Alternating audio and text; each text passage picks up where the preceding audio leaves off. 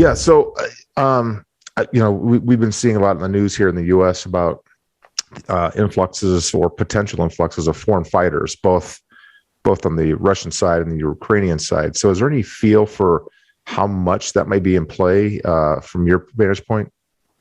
Yeah, we were talking about it a little bit beforehand, so I'll kind of shorten some of the answer because you guys will have that intersplice, who asked the question, whatever. But sure. There's a lot of foreign fighter support. There are a lot of veterans.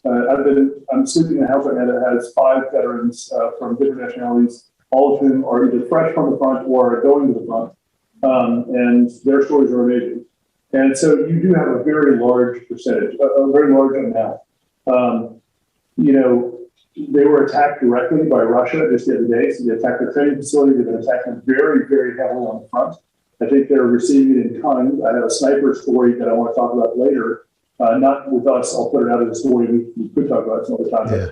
He had 8 kills in one day. He was a U.S. Army Ranger, and he killed 7 Russians, and he believed 1 Belarusian. So much so that they brought in another Russian sniper to try to kill him. Right. And one of his buddies, who's another Ranger, used a rocket. It's funny because I asked him what kind it was, and I don't think we got there. But his buddy knew that the counter sniper was going to happen. They've been working as a very large team and fired the rocket at the Russian sniper before the Russian sniper could fully deploy, and took out half the building and the sniper included. So, wow, veterans were literally kicking ass and taking names for the story I just mentioned. So the official estimate, I think, was 7,000 from Western media, 7,000 veterans from all nationalities. I've interviewed a Spaniard who was a sniper also, 6 years in the Spanish Army. He was a veteran of foreign wars. You can look at Facebook and Twitter to see that interview. I have a much bigger interview. Very neat guy, very humble, very quiet. As you expect, a lot of snipers are quiet. Yeah. But my snipers certainly were when I employed.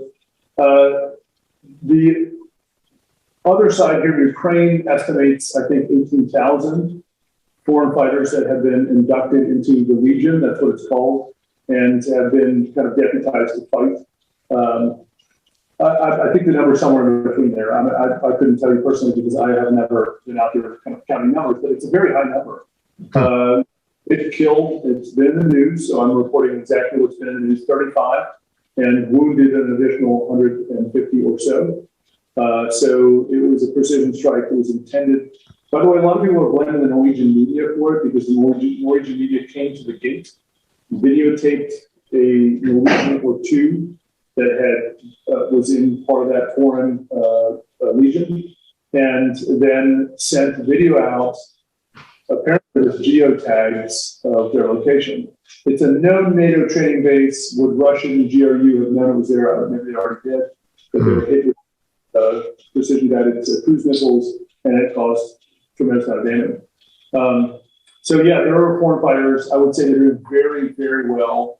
I would say, just as I mentioned a second ago, but the war at the front is like nothing we've seen since World War II. It's 1,000 to 3,000 rounds of artillery a day.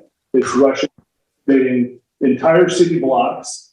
And then in the case of the Georgian fighters I talked about, obviously also legionnaires, they were completely deaf. I talked to a medic, U.S. Army medic, by the way,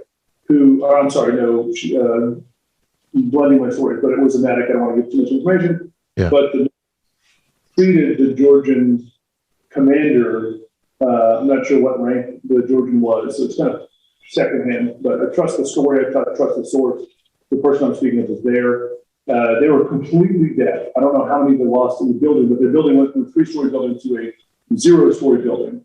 And then the Russian special forces attacked, as it's very Soviet doctrine, and the Georgians came out of essentially what was left of the basement, set up crucial weapon systems and small arms, and stopped the special forces, the Russian special forces attack, killing a number of them. Now, how many Georgians died in that attack is, I don't know.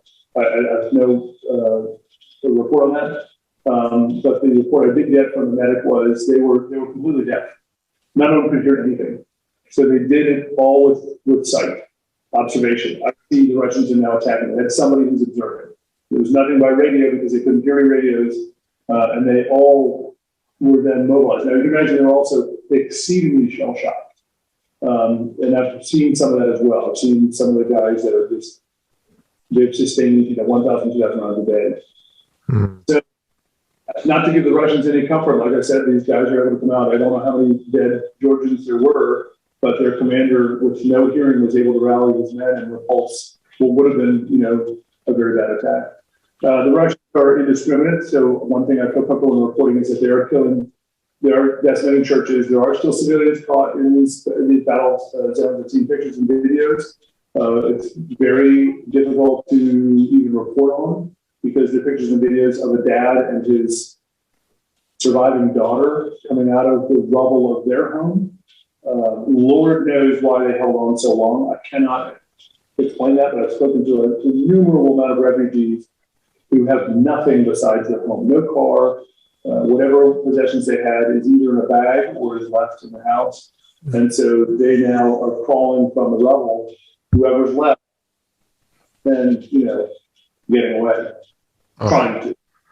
Well, when you see and hear that, Americans saying, please help us. And you can imagine the soldiers that I interviewed, the veterans that I interviewed, there are still soldiers there in the Ukrainian army now, Ukrainian Legion.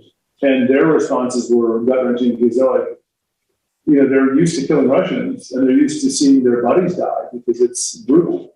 But all of a sudden, a dad and his daughter appear. This story, I'm fixated on this one because I've just heard it, not a few hours ago.